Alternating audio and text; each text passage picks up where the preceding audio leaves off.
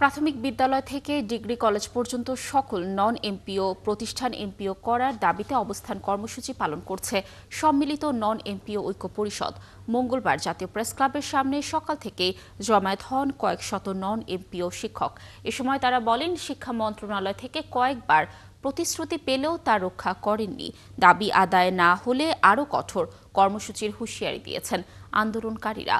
অন্যদিকে জাতীয়করণের দাবিতে ২৩ দিনের মতো জাতীয় প্রেস ক্লাবের সামনে অবস্থান করছেন স্বতন্ত্র ইবতেদায়ী মাদ্রাসা শিক্ষকরা।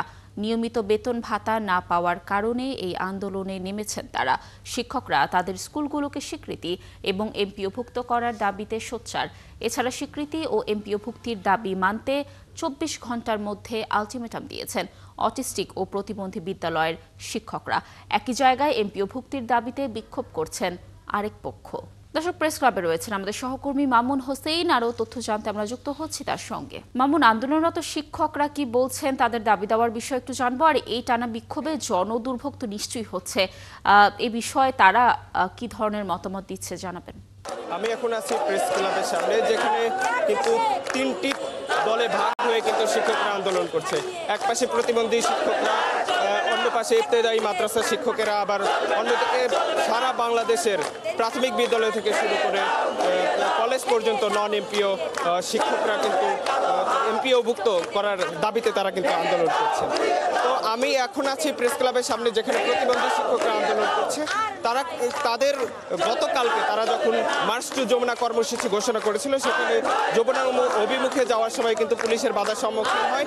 এক পর্যায়ে তাদের লাঠিপেটা করে প্রেস ক্লাবের সামনে আবার পাঠিয়ে দেয়। তার মধ্যে থেকে 7 জন প্রতিনিধি দল কিন্তু প্রধান উপদেষ্টার দপ্তরে যায়। সেখানে কিন্তু তাদের 7 দিনের সময় চেয়ে নেয়, কিন্তু তারপরেও তারা এখানে অবস্থান কর্মসূচি পালন করছে। তারা আন্দোলন চালিয়ে যাচ্ছে। তারা বলছেন যে দাবি আদায় না হওয়া পর্যন্ত তারা ঘরে ফিরবেন না।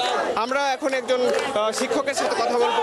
তিনি আসলে আপনাদের দাবি তো মেনে নেওয়া হয়েছে, তারপরে আজকে আমরা আমাদের আন্দোলনের 10তম অতিবাহিত করছি।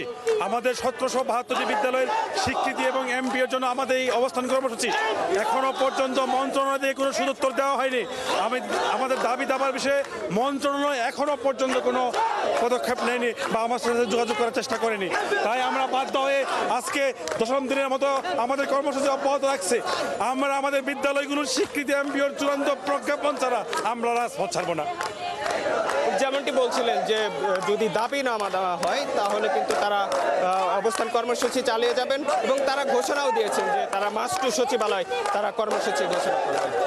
তো এই ছিল দর্শক, প্রেস ক্লাবে ছিলেন আমাদের সহকর্মী মামুন হোসেন। তিনি জানাচ্ছেন সেখানে আন্দোলনরত শিক্ষকদের দাবি দেওয়ার বিষয়ে।